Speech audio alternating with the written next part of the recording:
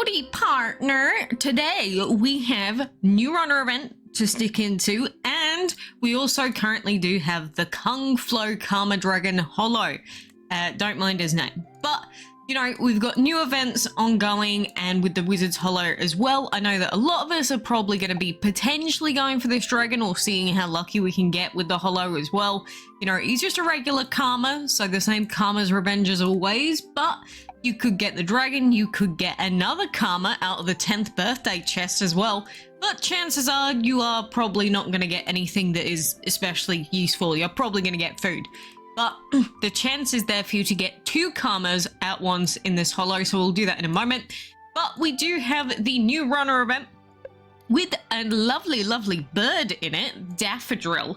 And now Daffodrill is, well, just a regular ass legendary, really. Nothing really too noteworthy, but it is a new dragon for collection.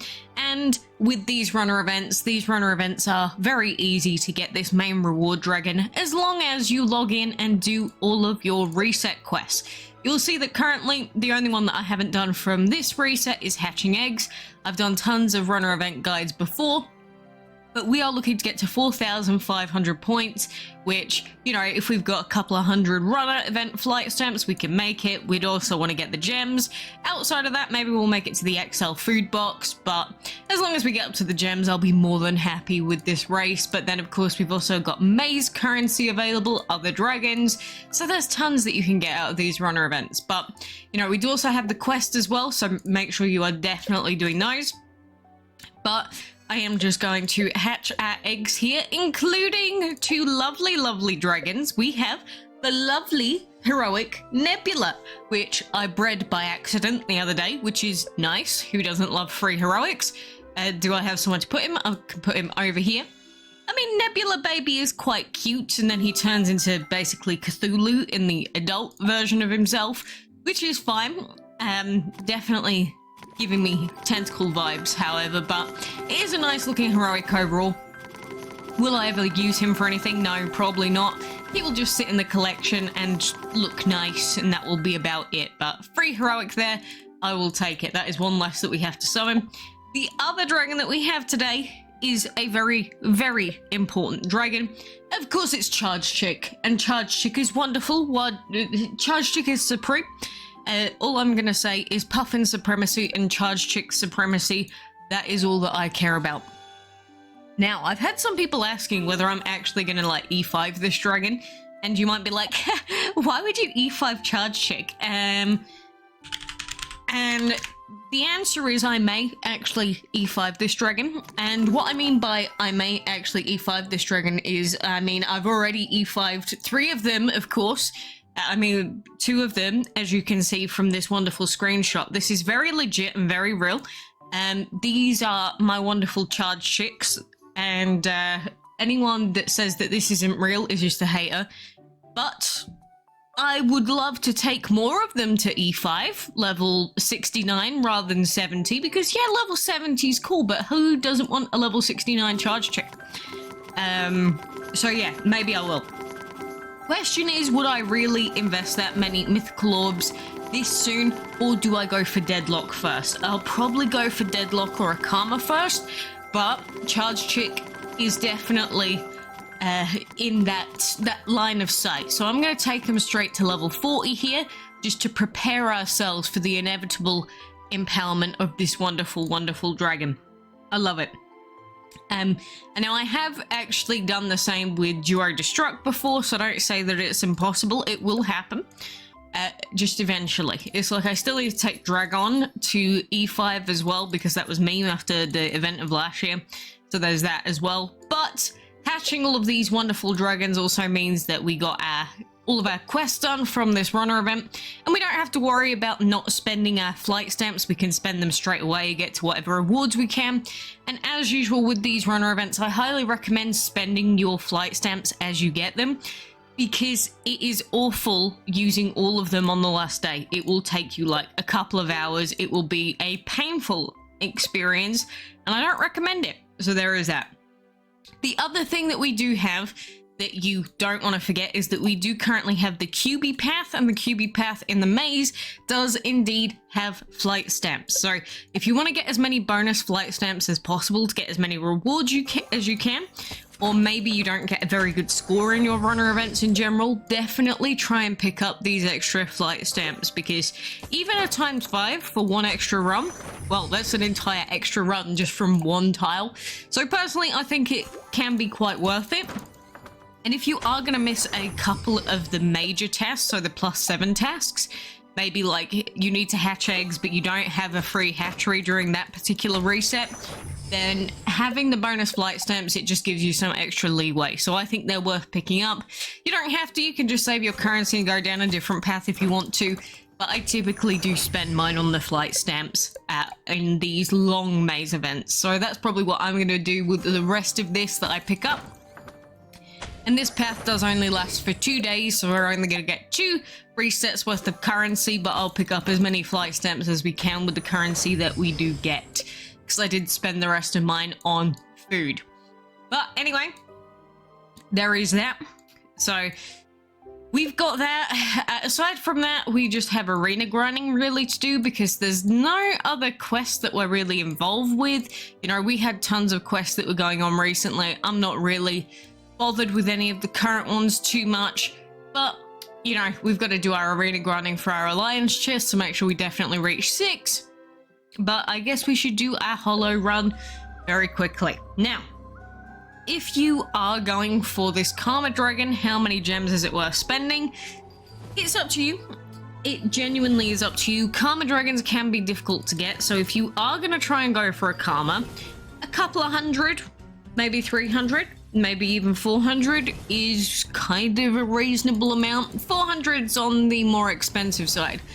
Because the way that I like to think about is we have things like Black Friday that come about, and during those events, sometimes these dragons do go on sale for gems.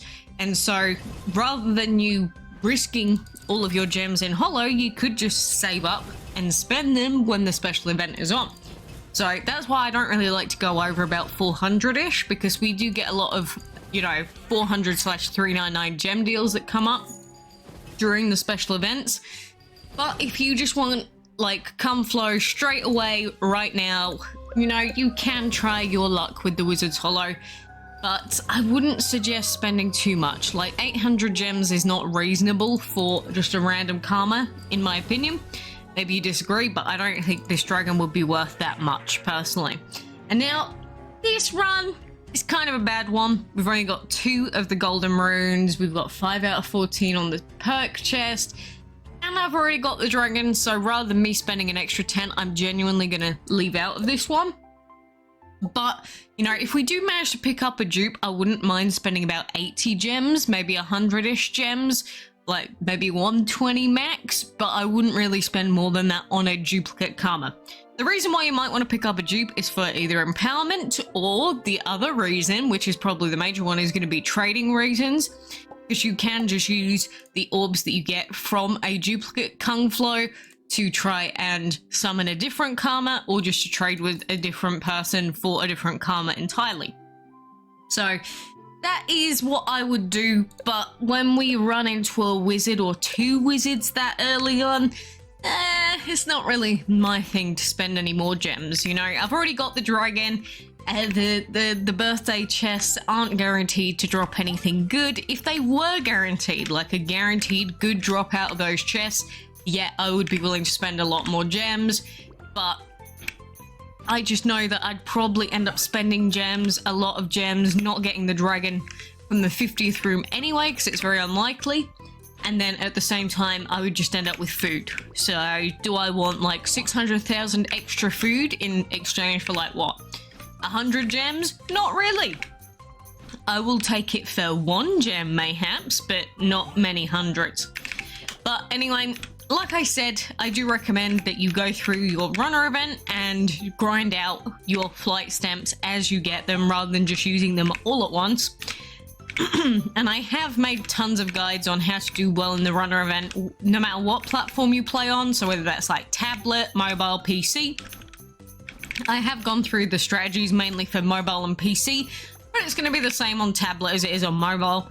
But I do really like runner events. I think that they are very rewarding events, but they just take a long time to do every single run. But like, I don't even really look where I'm going anymore. I'm just so used to the patterns that like my brain doesn't even register them anymore. But I know that at the 70 mark, sometimes you're gonna get a juicy, a fruity potential wall that's gonna come up, and lots of people are really bad at passing the 70 mark. But trust me, wow, my entire PC just like broke there. Anyway, we got 117, so it's fine. But once you do get to the 70 mark, you are liable to potentially run into one of those obstacles there. You really don't want to be getting 70 per run. I would say that I want to get max pinwheels per run, or at least 115 plus per run. That's my rough estimate of where I want to be, and I'm gonna have to watch this double reward. I'm so sorry. Alright, I watched my ad. I get my bonus times 5 gems, so we get times 10 for that. And it leaves us on 69 of these flight stamps, but it seems that my voice is dying, so I will have to leave you, I think. Because when my voice is fine, then suddenly I'll feel like I'm about 120 years old, which we're closing in on that shortly. But anyway, there is that. But in general, if you want to know what quests are coming up, I've mentioned this many times, but you can find them on Deet List. I really like the Deet List guides for runner events. It shows you the current mission quests, it shows you the upcoming mission sets as well, and this is the primary use of Deet List in this case, because like it shows us that the next reset is going to be in just under 7.5 hours, and it's going to include breeding dragons and league battles. That means that we know that we need to save our league battles, and we need to have enough slots available for the breeding.